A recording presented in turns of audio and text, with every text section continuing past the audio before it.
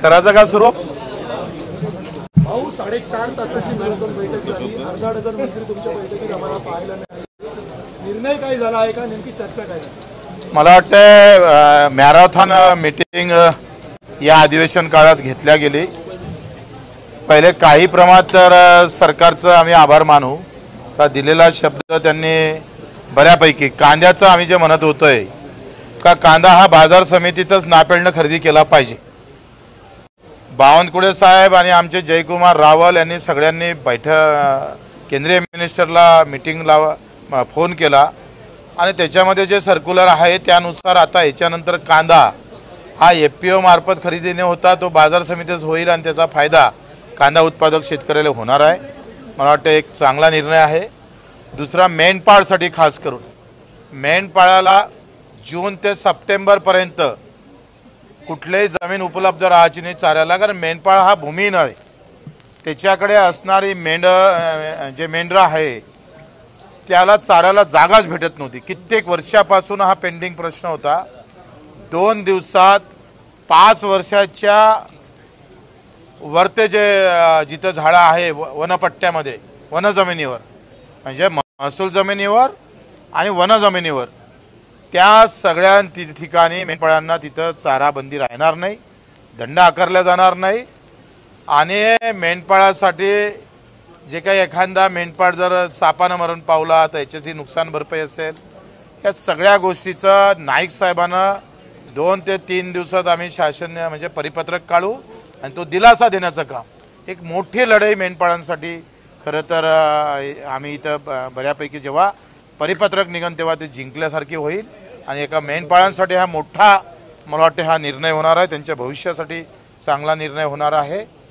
दुसरा आपण पाहतोय का त्यांनी कर्जमाफीची गोष्ट येत्या अधिवेशनच्या संपाच्या अगोदर समिती तयार करून त्या समितीमध्ये बाकीच्या बऱ्याच गोष्टी वन टाईम सेटलमेंट असेल अधिक काही गोष्टी असेल त्याची तारीख दिली नाही. तेवढं मात्र दुःख आहे.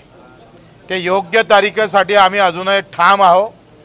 त्यांनी समिती या अधिवेशनाच्या आत जाहीर करणार म्हणून सांगितलं गेलं. अधिवेशन संपाच्या अगोदर दिव्यांगाचं मानधन म्हणजे तरतूद केलेली आहे 3,500 कोटीची. आता ते किती मानधन वाढवणार ते अधिवेशनाच्या आत ते मानधन वाढवण्याचा निर्णय होईल. अधिवेशनात तो निर्णय घेतला जाईल. ते सुद्धा आजच्या मीटिंगमध्ये सांगितलं गेलं आहे. दिव्यांगाच्या ज्या मुख्यमंत्र्याकडे जी आमची 2 तासाची बैठक झाली होती त्या बैठकीतले जे निर्णय मुख्यमंत्र्यांनी हाव म्हटलं होतं त्याच्यावर शासन निर्णय काढण्याचं सुद्धा अतुल सावेजी होते त्यांनी सुद्धा ते सांगितलं. एकंदरीत आम्ही पाहतोय का मेंढपाळाचा विषय असेल तुमच्या पेरणी ते कापणीपर्यंत सगळ्यात क्रांतिकारी निर्णय जर हा झाला. ज्या मुख्य बावनकुळेजी आमचे रोजगार हमीचे मंत्री भरत गोगावलेजी त्यांनी जे सांगितलं आम्ही जे सांगितलं का महाराष्ट्र रोजगार हमी योजनेमध्ये देशातलं मार्गदर्शक महाराष्ट्र आहे. या देशालाच MREGS देण्याचं काम या महाराष्ट्रानं केलं. त्याचा एक अतिशय क्रांतिकारी पाऊल आम्ही म्हटलं त्यांना का नाही आहे ना तुमच्याजवळ पैसा तर एक सुरुवात करा. जो दिव्यांग शेतकरी आहे आणि जो एकल महिला म्हणजे विधवा शेतकरी आहे त्याला पेरणी ते कापणीपर्यंत ही योजना लागू करण्याचं काम येत्या कॅबिनेटमध्ये तो प्रस्ताव आणला जाईल. आणि हा जर प्रस्ताव आला किमान 2 घटकासाठी तरी आम्ही सांगतोय आमच्या 15 वर्षाच्या मागणीला एक दमदार सुरुवात झाल्याशिवाय राहणार नाही. आणि मग हे अतिशय चांगली गोष्ट होईल. आम्ही म्हटलं 3-5 म्हणजे संत्रा उत्पादक शेतकरी असेल, आंबा उत्पादक शेतकरी, द्राक्ष उत्पादक शेतकरी असेल, तुमचा काजू उत्पादक शेतकरी असेल याला आता झाडं तोडायची अवस्था आली आहे. कारण आम्ही पाहतोय त्याची खर्च वाढत चालला. त्या प्रमाणात आम्ही पाहतोय नुकसान येणारा पाऊस असेल अवकाळी पाऊस असेल त्याचं होणारं नुकसान त्याला सहन करण्याच्या बाहेर झालं.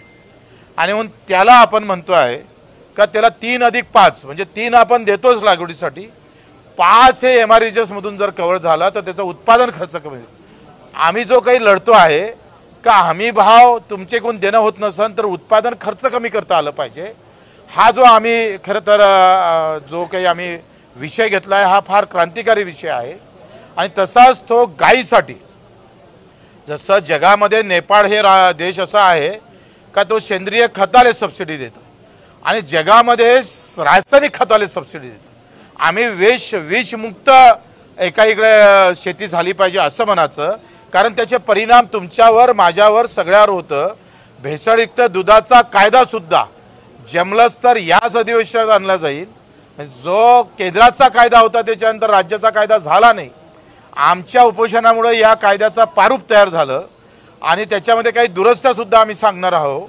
आणि मग आज तो कायदा जर झाला तर आज जे आपण पाहतोय का राज्यात उत्पादन होणारा दुधाची क्षमता आणि मग भेसळयुक्त दूध, त्याच्यातून मागणी आणि पुरवठा याच्यावर जो परिणाम होतो आणि त्याच्यामुळे दुधाचे भाव जे कमी होतं, हे दोन दुधारी तलवार है. एक तरफ भेसळयुक्त दूध नहीं मिलना चाहिए और दूसरी तरफ दूध के भाव भी बढ़ना चाहिए. आमच्या एका या कायद्यानं दुधाचे भाव वाढल्याशिवाय राहणार नाही. फक्त वाट पाहतोय ते सांगताय का या अधिवेशनात आणू, नाहीतर मग आम्ही पाहतोय का पुढच्या अधिवेशनात किंवा त्याचा ॲडव्हान्स आणण्याचा प्रयत्न ते करणार आहे. हा एक निर्णय तिथे झालेला त्यांनी सांगितला आहे. एकंदरीत आम्ही पाहतोय का फक्त कर्जमाफीची तारीख ती आम्हाला पाहिजे आहे. ते योग्य तारीख सीएम साहेबांना सांगितली पाहिजे. कर्ज कोणाला नेमकं माफ होते ते समिती ठरवणारच आहे. त्या समितीला आम्ही सुद्धा त्याच्यावर लक्ष घालून राहणार आहोत. आणि बाकीच्या सगळ्या दिव्यांगाच्या अंत्योदय योजना असेल, बार्टी असेल, जे काय असेल, 5% निधीच्या संदर्भातला असेल, ग्रामपंचायत कर्मचाऱ्याचं आणि मत्स्य व्यवसायाचं. आता मत्स्य व्यवसायाची स्वतंत्र बैठक आणि ते 11 मुद्दे होते.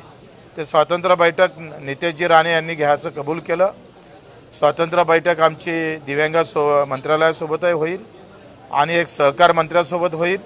सहकार मंत्र्याचं ऊसाच्या बाबतीत आम्ही स्वतंत्र, कारण आम्ही पाहतोय का जे रिकोरी काढल्या जातं त्याच्यात गफलत होते आणि काटेमारीमध्ये गफलत होते, ते होऊ नये. आणि बरेच कारखाने त्या ऊसाचे पैसे 2-2 वर्ष देत नाही. त्या संदर्भात स्वतंत्र बैठक होणार आहे.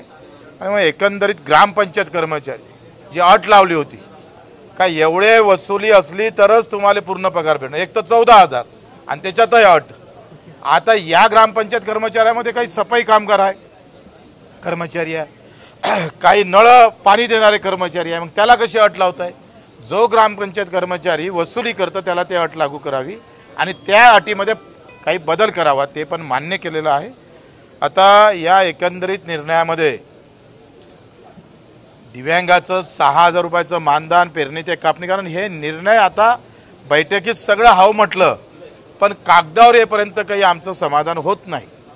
कागदावर आलं का मग मात्र आमचं समाधान होईल. जेथपर्यंत कागदावर ह्या योजना येत नाही, शासन निर्णय निघत नाही, तोपर्यंत आमच्या आंदोलनाची भूमिका मात्र ठाम राहणार आहे.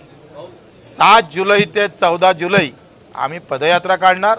पंजाबराव देशमुखांच्या गावापासून तर साहेबराव पाटील ज्यांच्या एकाच घरात 5 आत्महत्या झाल्या होत्या, म्हणजे 1986ची ही पहिली आत्महत्या जेव्हापासून आत्महत्येची नोंदी होणं सुरू झाल्या. आणि ते साहेबराव पाटलांनी जर लिहिलं नसतं तर कदाचित त्या आत्महत्येच्या नोंदी झाल्या नसत्या, कारण त्यांनी भज्यात विष टाकून सगळ्यांना मारलं होतं आणि त्याच्यासोबत ते सुद्धा मरण पावले होते. अतिशय वाईट अवस्था आहे. दाढव्याची आत्ता झालेली आत्महत्या, पोटावर ब्लेड मारून आत्महत्या केली, कारण पॉयझन प्यायला पण पैसे नव्हते. कारण बियाणं पहिली पेरणी चुकली आणि दुसऱ्या पेरणीला बियाणं नाही, शावकार अंगावर बसला आहे. अशा विचित्र अवस्थेमध्ये शेतकरी जगत असताना या संदर्भात आम्ही जेथपर्यंत ठोस उपाययोजना सरकार, त्यांनी एक मीटिंग घेतली, त्याच्या बाबतीत आश्वासित केलं. हे जरी बरोबर असलं तरी जेथपर्यंत शासन निर्णय निघत नाही तोपर्यंत आम्ही मागं हटणार नाही. आमची भूमिका कायम राहील. शेतकऱ्यासोबत, मजुरासोबत बेमानी होणार नाही. बच्चू कडू मेला तरी बेहत्तर, पण बेमानी मात्र होणार नाही, हे मात्र या निमित्तातून सांगतो.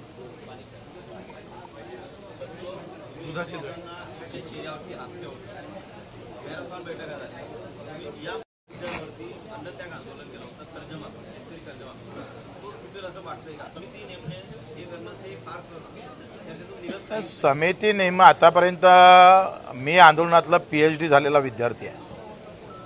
मी 182 शासन निर्णय काढले दिव्यांगांचे आणि 350 गुन्हे दाखल झालेले आहे. सरकारकडून कसे निर्णय करून घ्यायचं याच्यात बच्चू कडू माहीर आहे. त्याच्यानं आमचं आंदोलन थांबलेलं नाही, आमचं आंदोलन राहणार आहे. जब तक कर्जमाफी की घोषणा नाही तब तक हम हटेंगे नाही. आता सरसकट कर्जमाफी म्हणजे काय? तुम्ही कलेक्टरला कर्जमाफी द्यायची का, आमदाराला द्यायची का? ज्याचा प्लॉट, ज्याच्या शेतीवर येणे होत असेल आणि तो प्लॉट विकत असेल त्याला कर्जमाफी